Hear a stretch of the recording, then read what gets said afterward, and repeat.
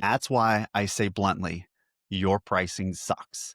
Not because you're bad at IT, not because you don't care about your clients. It sucks because you clicked this video because you saw the title, Why Your Pricing Sucks. I'm not saying that to insult you. It's the uncomfortable truth most MSPs avoid. The problem isn't that you don't know tech. The problem is that your pricing probably wasn't designed. It just kind of evolved. You copied market rates, you threw in some discounts, you made some adjustments client by client, and now you're busy, maybe even adding revenue. But somehow you're still stuck asking yourself, why doesn't it feel like I'm actually making money? Here's what most owners get wrong. When I talk about cost, I'm not talking about your rent, your insurance, or the coffee bill at the office. I'm talking about the actual cost to deliver your services to clients. That's your PSA, your RMM, your backup solutions, security stacks, licensing fees, the salaries and time of your tech. Those are the delivery costs.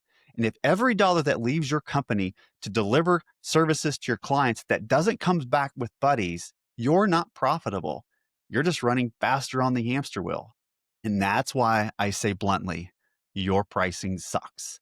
Not because you're bad at IT, not because you don't care about your clients. It sucks because it isn't ensuring that every dollar going out comes back multiplied.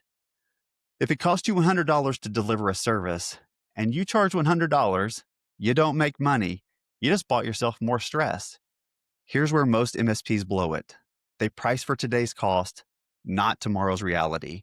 They let clients cherry pick services, which destroys their margins, and they never sit down and bucket their delivery costs to see what it really costs per user, per device, per server, or what network infrastructure they have. Without those buckets, you're guessing. And if you're guessing on cost, you're guessing on profit, which usually means there isn't any. Let me give you an example from my own journey. When we started our MSP, we went back and forth on pricing. The partner didn't feel like we should charge much. So we started at $39.99 per workstation remote, and for on-site was $69.99. Crazy, right? But back then, we didn't know any better. We were winging it. And at first, it looked like it was working. Clients were coming in, revenue was going up, and it felt like momentum. But then I stopped and really looked at the numbers. And I asked myself, how in the world are we going to even get close to scaling with this little amount of income? That's when I knew something had to change.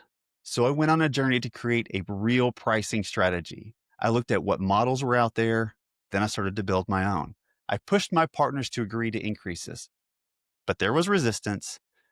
They didn't believe that we could actually make those rates. But sales proved otherwise. And over the years, after probably half a dozen price changes, they finally saw the reality. Now they don't resist. They've seen it. When you're pricing properly, the market will pay for it because it's structured on value, not on guesswork. So what do? Here's the framework I wish I had from day one. Bucket your cost. Know your user cost, your device cost, your server network cost, and staff time. No guessing, you know.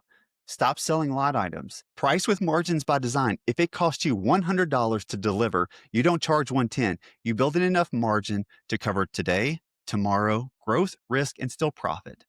Because pricing isn't about what clients think is fair. It's about what keeps your business sustainable and scalable. So if you take one thing from this episode, it's this.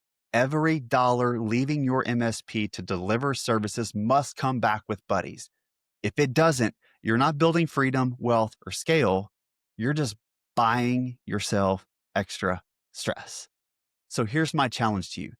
Take a hard look at your delivery costs this week. Ask yourself, am I breaking even or calling it growth? Or am I actually designing profit into my business? Fix your pricing and everything else, sales, scaling, hiring, gets easier. If this hits home, hit the like button and subscribe and drop a comment.